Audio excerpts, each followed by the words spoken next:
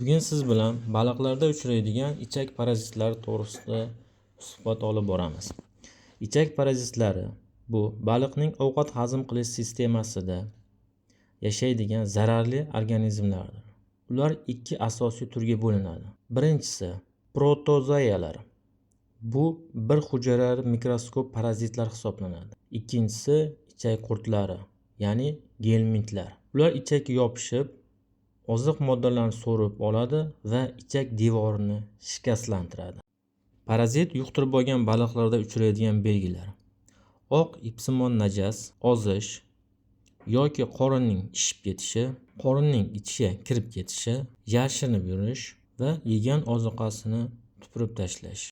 Yuqorida ko'rsatilgan belgilar baliqlaringizda kuzatilayotgan bo'lsa, demak bular ko'p ehtimol bilan ichak parazitlari hisoblanadi. Bu kasalliklar qayerdan kelib chiqishi mumkin? Yangi karantinsiz qo'shilgan baliq orqali, iflos suv orqali, sifatsiz yoki tirik ozuqalar orqali paydo bo'lishi mumkin. Baliqlarda keng tarqalgan ichak parazitlariga nematodalar, ya'ni yumaloq chuvalchanglar, sestodalar, ya'ni lentasimon chuvalchanglar va protozoalar kiradi. Keling endi har bitta parazitni o'rganib chiqamiz. Birinchisi nematodalar, ya'ni yumaloq chuvalchanglar. Ularni baliqda rivojlanish sxemasi qanday bo'ladi? Baliq yangi qo'shilgan baliq orqali yoki ifloslangan baliq orqali yumaloq chuvalchangni yuqtirgandan keyin ular erkak va urg'ochi jinsga mansub bo'ladi.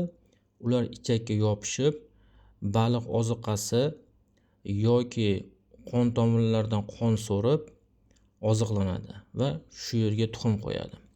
Tuxumlar axlat orqali suvga chiqadi va ma'lum bir vaqtdan keyin baliqlar shu tuxumlarni yana qayta iste'mol qiladi.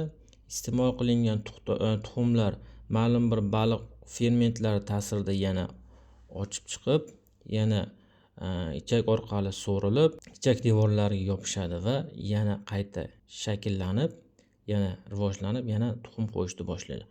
Protozoalar. Protozoalarning hayot sikli qanday bo'ladi? Protozoalar bir hujayrali ichak parazitlari hisoblanib, ular asosan ichakda bo'linish orqali ko'payadi va ichakdan chiqishda ular sista hosil qiladi yoki spora hosil qilib suvga axlat orqali chiqadi va yana qayta natijada baliqqa yuqadi va organizmga yana qayta tushadi. Ular ichak orqali yoki teri orqali yuqishi mumkin. Endi ularda belgi protozoalarda yuqqandan keyin ular asosan ichakda shishni paydo qiladi. Oq axlatlar, ipsimon oq axlatlar paydo bo'ladi va baliqda ishtaha yo'qolishi kuzatiladi. Parazitlarni davolashda yuqorida ko'rsatilgan jadval asosida tushuntirib beraman. Hurmatli akvarium ishqibozlari, bizda ko'p uchraydigan xatolar bor. Demak, baliqda parazit paydo bo'ldimi, hammasiga birdaniga metronidazol qo'llaymiz yoki levomizol qo'llaymiz. Yuqorida ko'rsatib o'tilgan jadvalga asosan nematodalar asosan levomizol va febindazol ta'sirida nobud bo'ladi. Nima sabablarligini tushuntirib beraman. Yumaloq chuvalchanglarga levomizol ta'sir ko'rsatadi. Levomizolning asosiy ta'siri yumaloq chuvalchanglarning muskulini falajlaydi. Shuning oqibatida yumaloq chuvalchanglar harakati sustlashadi va ichak orqali tashqariga chiqib ketib nobud bo'ladi. Tasmasimon chuvalchanglarga levomizol ta'sir ko'rsatmaydi. Tasmasimon chuvalchanglarga asosiy dori preparatlaridan praziquantel hisoblanadi. Buning asosiy ta'sir mexanizmi tasmasimon chuvalchanglarning ATF, ya'ni energiya manbaini buzadi. Natijada tasmasimon chuvalchang energiyasiz qoladi va nobud bo'ladi. Xo'sh, protozoalarga metronidazolning ta'siri. Metronidazol protozoalarning DNKsini parchalaydi. Demak, bizda shunday xulosa keladiki, oldin birinchi navbatda parazitlarning turini aniqlash, undan so'ng o'shanga qarab turib dorilarni tavsiya qilish va dozasiga doim e'tiborli bo'lish.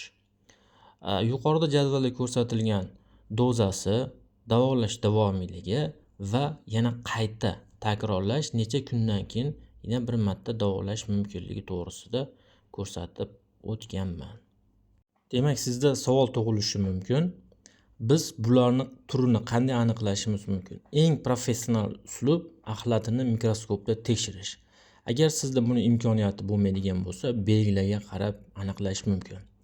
Oqargan najas, ipsimon oq najas paydo bo'ldimi? Bu protozoylar ehtimoli. Qorin shishib ketishi, axlatning yo'qligi, bu yumaloq yoki yassi chuvalchanglarning belgisi bo'lishi mumkin. Eng yaxshi davolash bu profilaktika. Yangi akvariumingizga yangi baliq keldimi, uni 7 kundan 14 kun davomiga karantinda ushlang. Haftalik suv almashtiring, sifatli ozuqa bering, stressni kamaytiring. Ichak parazitlari sekin, yashin rivojlanadi. Erta aniqlansa davolash oson. Kechiksa esa baliqni yo'qotishingiz mumkin. Agar akvarium bo'yicha ilmiy va aniq maslahat kerak bo'lsa, Akva doktoriga obuna bo'lishni unutmang.